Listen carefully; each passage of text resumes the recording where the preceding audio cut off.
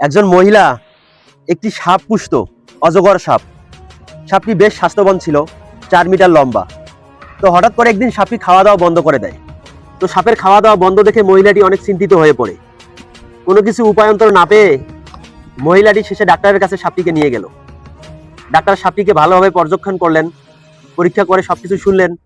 তখন মহিলাটিকে জিজ্ঞেস করলেন, আচ্ছা সাপটি কি আপনার সাথেই ঘুমায়? তখন মহিলাটি বলল, হ্যাঁ। সাপটি যখন আপনার সাথে ঘুমায় তখন কি ও আস্তে আস্তে আপনার কাছে ঘেঁষে? মহিলাটি উত্তর দিল, হ্যাঁ। এবং যখন আপনার কাছে ঘেঁষে ঘুমায় তখন কি ও আস্তে আস্তে আপনাকে মুড়িয়ে নেয়? তখন মহিলাটি বলল, হ্যাঁ।